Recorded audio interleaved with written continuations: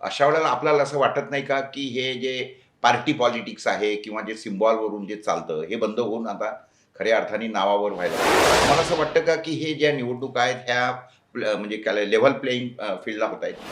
मग आता जेव्हा हे सगळे मोडतोड आणि चुकीचं आहे असं म्हटल्यानंतर, मग हे निवडणूक रोखे जे आहेत, याबद्दल आपलं मत काय? 1,320 कोटीचे त्यांनी असणारा बॉन्ड्स खरेदी केले. हं.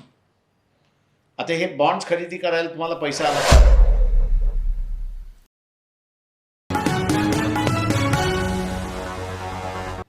मित्रांनो नमस्कार. मी प्रकाश पोरे. आज दैनिक देशोन्नती या स्टुडिओमध्ये आले आहेत प्रकाश आंबेडकर. यांच्याबद्दल आपल्याला काही सांगायची गरज नाही. प्रकाश आंबेडकर, त्यांची चळवळ आणि त्याच्यानंतर महाराष्ट्राच्या राजकारणामध्ये असलेली त्यांची जी काही भूमिका आहे किंवा त्यांचं जे स्थान आहे, त्या संदर्भामध्ये मला नाही वाटत की महाराष्ट्राच्याच नव्हे तर देशाच्या राजकारणामध्ये किंवा लोकांना काही सांगायची गरज आहे. आज अनाशय निवडणुका समोर आहेत आणि त्या दृष्टिकोनातून आपण बाळासाहेबांना थोडं बोलतो करूया. बाळासाहेब नमस्कार. नमस्कार. बाळासाहेब मला सांगा, नुकतंच सुप्रीम कोर्टाने निर्णय दिला या निवडणूक रोख्या संदर्भामध्ये. तर हे निवडणूक रोखे हे सगळ्या 2-3 कायद्यांची मोडतोड करून या सगळ्या संदर्भामध्ये केलेली आहे. त्यांनी सगळे असंविधानिक असंच एकीकडे कोर्टाने निकाल दिला. मग आता जेव्हा हे सगळे मोडतोड आणि चुकीचं आहे असं म्हटल्यानंतर, मग हे निवडणूक रोखे जे आहेत, याबद्दल आपलं मत काय? एक असं आहे त्याच्यामध्ये की ज्या कंपनीजनी डोनेट दिलेले आहेत, मी मुंबईच्या सभेमध्ये सुद्धा म्हणालो की सनी नावाची असणारी जी कंपनी होती, त्यांचं प्रॉफिट त्यांच्या बॅलन्स शीटमध्ये त्यांनी 218 कोटी त्या ठिकाणी दाखवलं. आणि त्याच वर्षी त्यांनी असणारं बॉन्ड खरेदी केले जे आपल्याला दिसतात आहेत, ते 1,320 कोटीचे त्यांनी असणारं बॉन्ड्स खरेदी केले. आता हे बॉन्ड्स खरेदी करायला तुम्हाला पैसा आला कुठून? अमित शहा हे जे म्हणतात आहेत की आम्ही असा इलेक्शनमधला काळा पैसा थांबवला. अगोदरच्या इलेक्शनमध्ये कॅशमध्ये व्यवहार होत होते असं मी त्या ठिकाणी मानतोय. आत्ताच्या ह्याच्यामध्ये तुम्ही फक्त एक स्मोक स्क्रीन तयार केला आहे इलेक्ट्रोल बॉन्डचा, आणि त्या स्मोक स्क्रीन मार्फत तुम्ही असायला पैसे घेताय. त्याच्यामुळे वाईट किती पैसा आला हा आपल्याला असताना दिसतोय, पण त्याच्याच बरोबर कॅश करन्सी ट्रान्झॅक्शन त्याच्यामध्ये अजूनही येत नाही आहे. तेव्हा हे इलेक्ट्रोल बॉन्ड्स हे एका प्रकारचं सगळ्यात मोठं फ्रॉड आहे असं मी त्या ठिकाणी मानतोय. अच्छा अच्छा. म्हणजे काळा पैसा वाईट करण्याचा असणारा मार्ग, आणि तो पॉलिटिकल पार्टीजना देणं. माझं असणारं एक हे आहे की भारतीय जनता पक्षामार्फत त्यांची जी इकॉनॉमिक विंग चालते त्याचं ऑडिट मला वाटतं इलेक्शन कमिशननी स्वतःहून त्या ठिकाणी केलं पाहिजे. का त्यांच्याकडे हा जमलेला जो निधी आहे त्यांनी कुठल्या कुठल्या कंपनीजमध्ये इन्व्हेस्ट केलेला आहे, मग तो अँगल अजून बाहेर आलेलाच नाही आहे. हे पार्टीच्या नावाखाली एक इंडस्ट्री चालवतात का, हाही त्याच्यातला असणारा भाग. आणि त्यांचं समजा तर इंडस्ट्रीमध्ये त्यांचं इन्व्हेस्टमेंट असेल तर मग असणाऱ्या गव्हर्नमेंट पॉलिसीज या नेशन फेवरच्या असण्यापेक्षा ते त्या इंडस्ट्रीला फेवरिंग आहे का, हाही एक अँगल बघणं महत्त्वाचं आहे. आणि त्या संदर्भातलं असणारं माहिती कधी बाहेर पडेल की ज्यावेळेस इकॉनॉमिक विंग बी जे पीचं जे आहे त्या इकॉनॉमिक विंगचं असणारं ऑडिट जेव्हा स्वतः इलेक्शन कमिशन करेल त्यावेळेस ते बाहेर पडेल असं मी त्या ठिकाणी मानतो. आणि ते ऑडिट करण्याचे पॉवर्स इलेक्शन कमिशनला आहेत. पण इलेक्शन कमिशन तेवढं निष्पक्ष आहे का असं वाटतं तुम्हाला सध्या? ते मला ते वाटतच नाही आहे.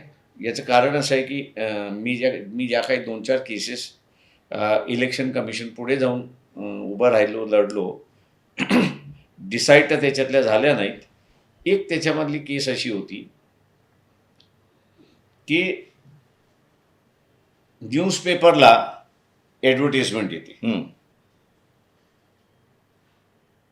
त्यांचा स्टार प्रचारक जो असतो त्याच्या फेसची ती असणारी इमेज असते, पण त्याच्याच बाजूला सिम्बॉलही असतो. आपल्या इथे कॅन्डिडेट हा नावाने ओळखण्यापेक्षा तो सिम्बॉलने ओळखला जातो. त्याच्यामुळे इलेक्शन कमिशनचं गाईडलाईन आहे की ज्या ज्या ठिकाणी सिम्बॉल आहे त्या त्या ठिकाणी तुम्ही ते ऑडिट करून अकाउंटमध्ये घेतलं पाहिजे. काही कॅन्डिडेट्सनी घेतलं नव्हतं म्हणून मी असताना त्याच्यामध्ये अपील केलं होतं की हे तुम्ही घेतलं पाहिजे आणि याच्यावरती स्पेसिफिक ऑर्डर दिला पाहिजे. दुर्दैवाने 5 वर्ष झालेले आहेत, हिअरिंगच होत नाही अशी असणारी परिस्थिती आहे. पण हे जे सिम्बॉलचा विषय आहे बाळासाहेब, हा तेव्हा होता की जेव्हा लोक अशिक्षित होते म्हणून त्यांना नाव वाचता येत नाही म्हणून एक सिम्बॉल होता. पण आता जेव्हा भारतामध्ये म्हणजे काय म्हणतो शिक्षणाचं प्रमाण भरपूर वाढलं आहे, अशा वेळेला आपल्याला असं वाटत नाही का की हे जे पार्टी पॉलिटिक्स आहे किंवा जे सिम्बॉलवरून जे चालतं हे बंद होऊन आता खऱ्या अर्थाने नावावर व्हायला पाहिजे? आणि अजून असं एक 30% पॉप्युलेशन अशी आहे की जी अशिक्षित आहे आणि तिला अजून वाचता येत नाही आहे. त्याच्यामुळे असं तिला रेकग्नायझेशन अक्षर ओळखण्यापेक्षा ती सिम्बॉल्स लवकर ओळखते आणि तो वर्ग जोपर्यंत शिक्षित होत नाही तोपर्यंत माझ्या सिम्बॉल हे असतं त्या ठिकाणी चालत राहील असं मी त्या ठिकाणी मानतोय. बरं, दुसरं मला सांगा की एकीकडे एका राजकीय पक्षाला पूर्ण 5 वर्ष त्यांच्या सिम्बॉलचं किंवा पक्षाचा प्रचार करण्याचं स्वातंत्र्य मिळतं, त्याचबरोबर एखादा मनुष्य अपक्ष म्हणून उभा राहिला तर त्याला 15-20 दिवसाचा जो काही कालावधी मिळतो महिन्याभराचा तेवढाच झाला. बरोबर, तुम्हाला असं वाटतं का की हे ज्या निवडणूक आहेत ह्या म्हणजे काय लेव्हल प्लेईंग फील्डला होत आहेत? ते मी असं म्हणेन त्या ठिकाणी बिटवीन पॉलिटिकल पार्टीज त्या लेवल प्लेईंग आहेत असं मी त्या ठिकाणी मानतो. कारण का 5 वर्षानंतर इलेक्शन होणार हे प्रत्येक पार्टीला माहिती आहे. तेव्हा त्यांना असणारा त्यांचा कार्यक्रम राबवण्याचा असणारा वेळ मिळतो, प्रचाराला वेळ मिळतो, हे बरोबर आहे. पण ज्यावेळेस एक इंडिव्हिज्युअल कॅन्डिडेट म्हणून ज्यावेळेस लढतो बरोबर त्यावेळेस तो स्वतःहून निवडणुका लढतोय. त्याच्यामुळे त्यांनी लढायचं असेल तर त्यांनी अगोदरपासून स्वतःची तयारी केली पाहिजे. हे जे अचानकपणे असणारं मला निवडणूक लढवायचं आहे हे जे म्हणतात त्यांना माझ्या अंदाजानं डिसएडव्हान्टेज आहे असं मी त्या ठिकाणी मानतोय. बरं, मला सांगा आता त्याच्यानंतर पॉलिटिकल पार्ट्या ह्या त्यांच्या स्टार प्रचारकाचा जो खर्च येतो तो त्या उमेदवाराच्या याच्यामध्ये येत नाही. आणि जे काही निवडणुकांमध्ये आजकाल पैशाचं महत्त्व वाढलेलं आहे, म्हणजे साधारणतः असं म्हटलं जातं की खासदारकी निवडणूक म्हटली जरी सरकारने किंवा निवडणूक आयोगाने समजा साधारणतः 90 लाखाचं त्याला हे लिमिट दिलेली आहे, मात्र असं पाहण्यात आलेलं आहे की 10-20 कोटी 25 कोटी 50 कोटी हा खर्च एकेका याचा होतो आणि ते सुद्धा याहीपेक्षा जास्त जातो काही काही हे क्षेत्र जर बघितले किंवा उमेदवार बघितले तर. अशा याच्यामध्ये सामान्य मनुष्य या प्रक्रियेत कसा आहे ना? नाही, म्हणून मी मगाशी जो मुद्दा आपल्यासमोर मांडला ॲडव्हर्टिजमेंटचा मुद्दा, आता ऑल फॉर्म्स ऑफ कॅम्पेन असं आपण म्हटलं पाहिजे. म्हणजे जे कॅम्पेनची पद्धत आहे त्या कॅम्पेनच्या पद्धतीमध्ये आलेला सगळा एक्सपेन्सेस हे कॅन्डिडेटच्या खर्चामध्ये आलं पाहिजे. एक वाद फार मोठा या ठिकाणी आम्ही असं उपस्थित केला आहे की कॅन्डिडेटला 90 लाख खर्च करण्याचा अधिकार तुम्ही ठेवला आहे, पण पार्टीला तुम्ही अधिकार ठेवलेला नाही. There is no limit to the party. आता जर 90 लाख तुम्ही एका उमेदवाराला दिलेला आहे तर माझ्या अंदाजानं पार्टीला सुद्धा ते स्टार प्रचारक जे आहेत ते स्टार प्रचारक त्याच्यानंतर असणारं पार्टीचं मटेरियल आणि हे हेलिकॉप्टरनी विमानाने होणारे याचे जे आहेत त्याच्यावरती सुद्धा बंधन आणलं पाहिजे असं मी त्या ठिकाणी मानतो. ठळक घडामोडींसाठी देशोन्नती न्यूज चॅनलला सबस्क्राईब करा आणि बेल आयकॉन प्रेस करा.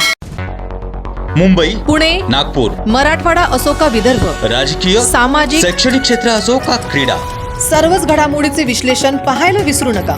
फक्त देशोन्नती न्यूजवर.